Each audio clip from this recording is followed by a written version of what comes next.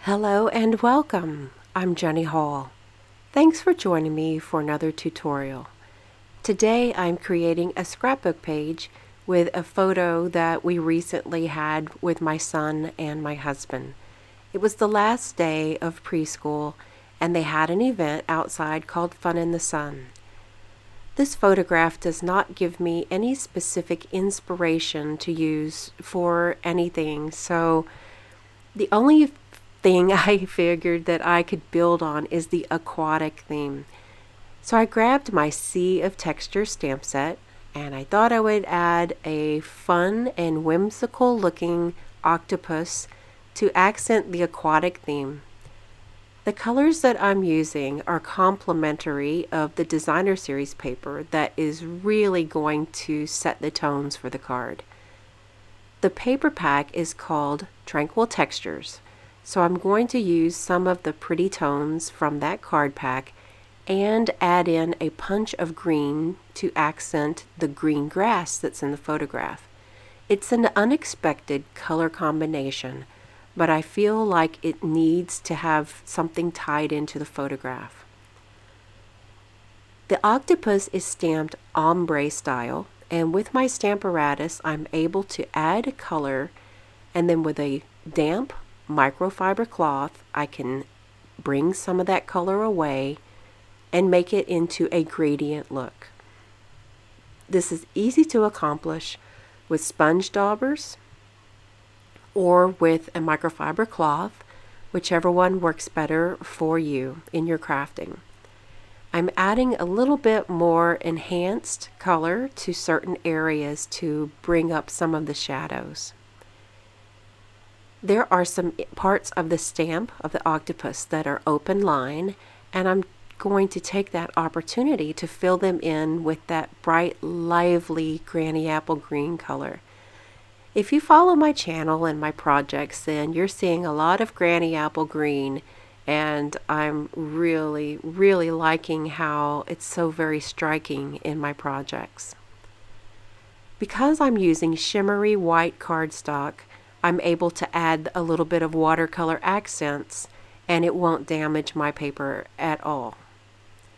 I like that there is an accompanying die that cuts out this beautiful little octopus, so I'll be able to place it directly on my project and not have to fussy cut. I'm matting my photograph on a piece of white cardstock that's slightly larger, and here is the Tranquil Textures Designer Series paper. So I've taken some of the pieces that I felt tied mostly in with the photograph, and that's the darker green piece, and on the flip side of that is the brown. It has a little bit of bubbles. It's a very earthy combination. This design was kind of developed a little bit by just playing with the paper pieces. I did not have to trim any of the paper down. It was already cut into strips. So I thought what I can do is flag end all of the pieces except for the largest, and that would kind of help point directly to the photograph, and then the photograph would lay on its side on landscape view, and that would point to the octopus. So in my thought process is the design always, and this design was leading me to be able to put things down in a certain way.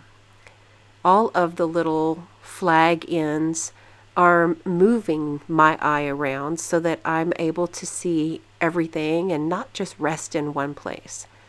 But I still have that white space to be able to rest my eye as well. The Sea of Textures stamp set is really fun, and my kids love looking at the octopus. I thought it would be great to work with all of these vertical lines that I've established so far and build on that theme with the seaweed. I'm calling it seaweed because I'm not sure whatever else it is. So the seaweed stamp is using in a couple of different generations of ink, to kind of fade out away from the designer series paper. For me, the designer series paper, or otherwise known as DSP, is what really made this project for me. I was led by the colors in the photograph and matched them up with the colors in the pattern paper. From there, I worked with the colors in the pattern paper to develop the colors for the octopus and for the stamping. So it's like one big design circle for me, starting at one part and getting on to the next. I feel like the photograph needs just a little something extra, so I've used a piece of nature's twine. That's a really thick, heavy baker's twine, almost like a rope, and I'm just adding that around the bottom of the photograph. And that'll give a little bit more something to focus on down in the bottom portion of the scrapbook page. Now I have to tell you that my son Nate, who is in this photograph, has already taken the little piece of twine off, and I've had to put it back on twice. Yeah. I'm adding a little piece of journaling to the bottom of my layout that states the date and that Dad and Nate spent the day at Fun in the Sun. After the fact, when I showed this page to my husband, he commented, "Well, there were octopuses in that swimming pool." So I guess I made the right choice after all. Isn't that something? Thank you so much for joining me for this tutorial. All of the products are listed in the video description below and are available in my online store. I want to also mention that I have uploaded some new tutorials on my blog, jennyhalldesign.com.